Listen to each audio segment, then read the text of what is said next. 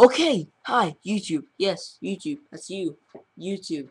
You are YouTube, believe it or not. YouTube. See, I can see my face right there. Right there. On the computer. YouTube. You. YouTube. Alright. Tonight.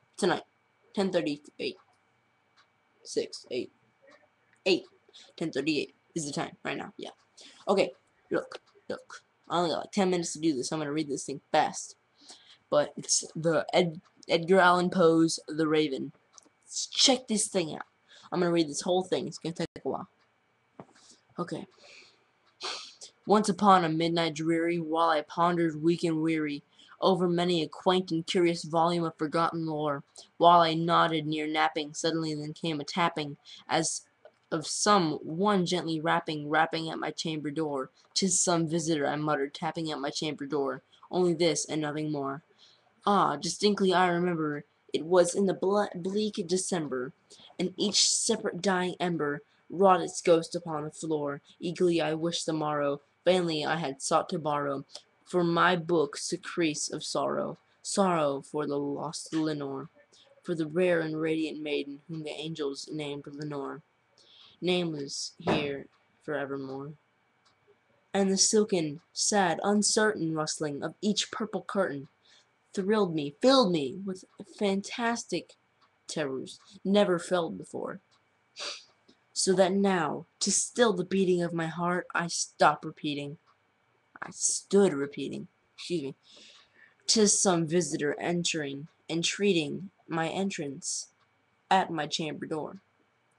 Some late night visitor entering, entrance at my chamber door. This it is, and nothing more.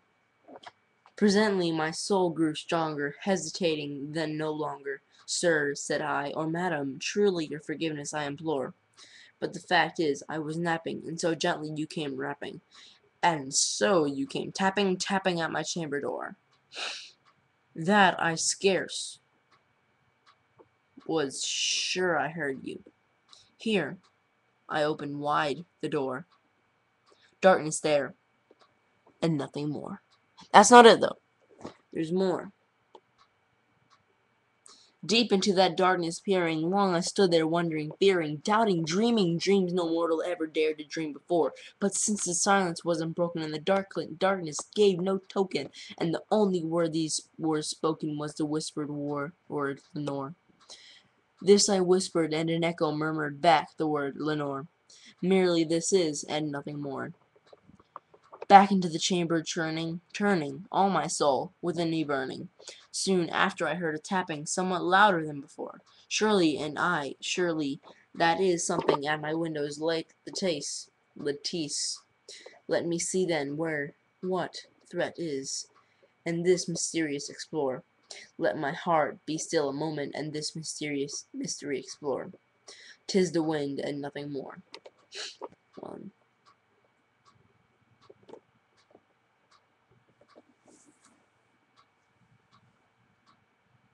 Open here I flung the shutter, when, with many a flirt and flutter, in there stepped a stately raven of the saintly days of yore. Yore. Not the least obeisance, I don't know how to say that word, obeisance made he, not a minute stopped or stayed he. But when mine of lord or lady perched above my chamber door, perched upon a bust of Pallas, just above my chamber door, perched and sat, and nothing more.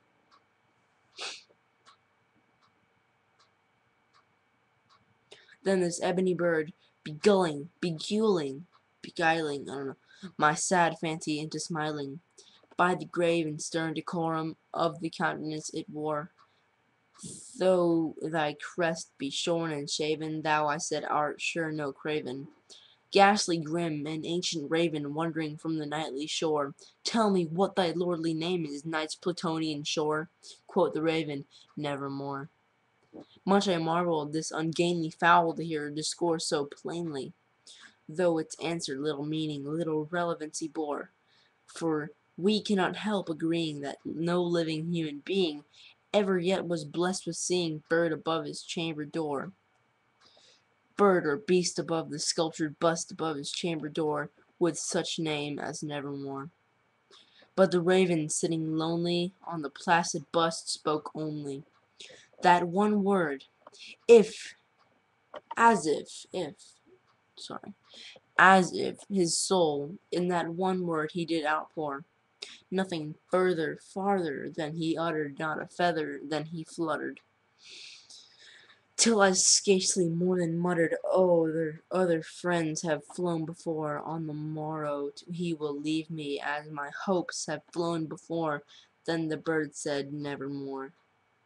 Startled at the stillness broken by reply so aptly spoken, doubtless, said I, what it utters, is it only stock and store, caught from some unhappy master, whom unmerciful disaster followed fast and followed faster, till his songs one burden bore, till the dirges of his hope and melancholy burden bore, of never, nevermore.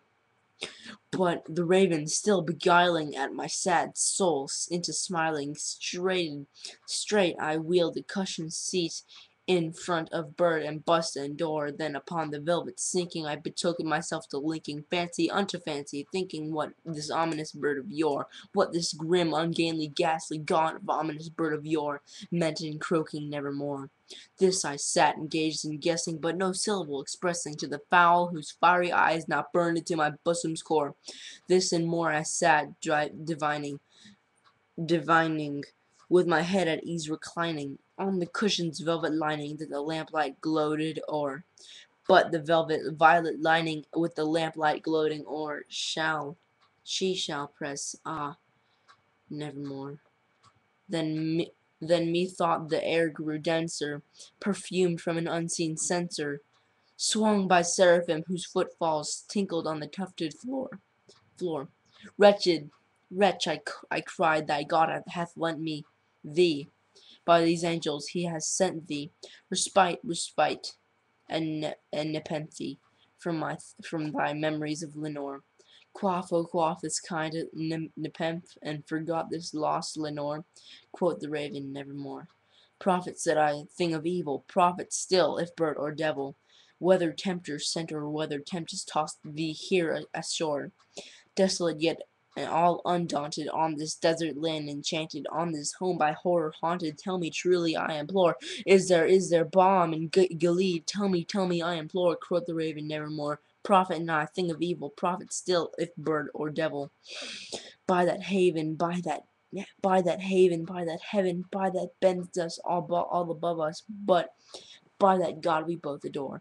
Tell this soul, with sorrow laden, if, within the distant Aden, it shall clasp a sainted maiden, whom the angels named Lenore. Clasp a rare radiant maiden, whom the angels named Lenore. Quoth the raven, nevermore.